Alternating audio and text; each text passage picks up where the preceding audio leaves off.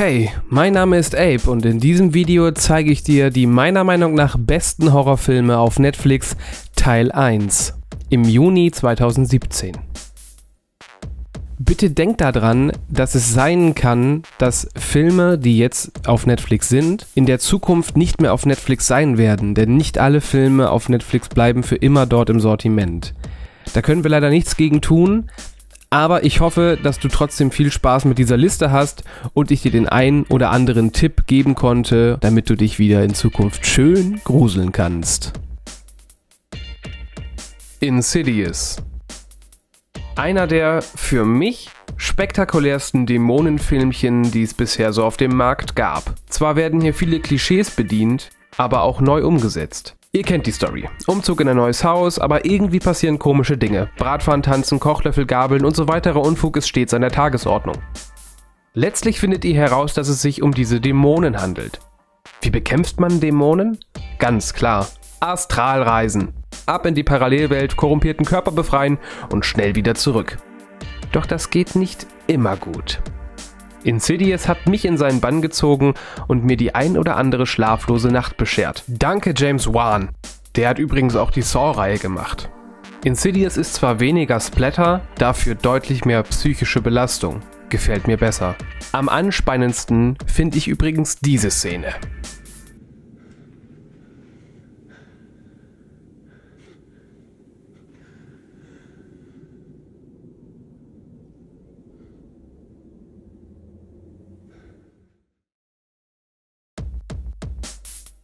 Die Frau in Schwarz.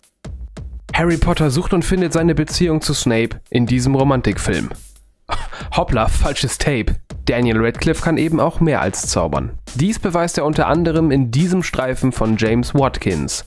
Der Film wirkt sehr trist, das ist aber auch so gewollt. Schemenhaft und bedrückend erforscht der junge Anwalt Arthur Kipps ein in die Jahre gekommenes Herrenhaus. Dort erscheint ihm immer wieder eine mysteriöse Gestalt.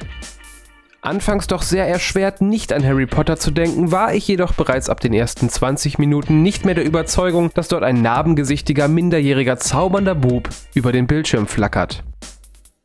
Die Effekte des Films sind ganz okay, meiner Meinung nach aber nicht immer gut in Szene gesetzt. Es wirkt oft recht tölpelhaft. Dennoch ein Film, den ich dir ans Herz legen kann, wenn du dich etwas gruseln willst. The Shining. Stanley Kubricks Idee von einem Horrorfilm. Wundervoll gefilmt, mit Ideen, die das Genre bisher prägten und auch weiterhin auf Jahre prägen werden. Es geht um den Schriftsteller namens Jack Nicholson, der über den Winter ein Hotel hüten soll und dummerweise auch seine nervige Frau und seinen psychisch gestörten Sohn mitnimmt. Wer würde da bitte nicht austicken? Du hast bestimmt schon von diesem Film gehört und kennst die Anspielungen aus beispielsweise den Simpsons, South Park und Family Guy. Von daher erzähle ich dir eigentlich nichts Neues, wenn ich dir diesen Film empfehle. Nichtsdestotrotz kann man sich The Shining immer noch wieder mal anschauen und du hast bestimmt noch Freunde, die diesen Film noch nicht im Original, sondern nur durch Referenzen in anderen Medien kennen. Solltest du den Film noch nicht gesehen haben, unbedingt nachholen. Ein Retro-Horrorfilm, der es in sich hat. Still. Hush. Sei still. Für unsere Protagonistin eine der leichtesten Übungen, denn sie ist stumm. Und genau damit spielt dieser Film in einer bisher nicht dagewesenen Art und Weise. Eine gute Mischung aus Hoffnung, Verzweiflung und der unbändigen Sehnsucht nach Freiheit. Danke Mike Flanagan für diese Neuinterpretation des stillen Horrors. Es wurde tatsächlich überlegt, den Film komplett still sein zu lassen. Zum Glück wurde sich jedoch darauf geeinigt, dass es zwar kaum bis keine Dialoge gibt, jedenfalls aber Musik und atmosphärischer Klang eingefügt wird, der völlig ausreicht und gut eingesetzt ist, um Spannung aufzubauen, zu lösen und somit ein wirkliches Kunstwerk aus diesem Film zu machen. Zwar redet die Protagonistin zeitweise mit sich selbst im Kopf, wodurch man ihr eine Stimme zuordnen kann, dies tut dem Film jedoch keinen Abbruch. Alles in allem ein besonders guter Psycho-Horror, einer der besten Horrorfilme, die ich bisher gesehen habe. The Conjuring. Dieser Film steht quasi für alles, was einen Dämonenhausfilm ausmacht. Klappernde Türen, durchgedrehte Tiere, flackernde Lampen und ekelhafte Dreckspuppen. Diese Puppe. Der Film bedient viele Klischees, wie beispielsweise den guten alten Streichholzhorror.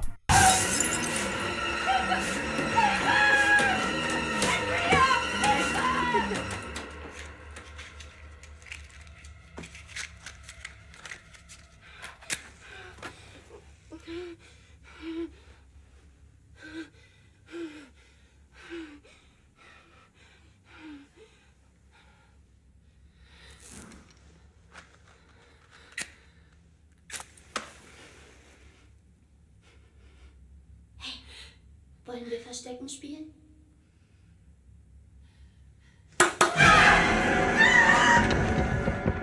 Die Story ist ebenfalls nichts besonders Neues. Familie zieht in ein Haus, da passieren komische Dinge, also werden Geisterjäger engagiert, die mal einen vernünftigen Exorzismus durchführen sollen.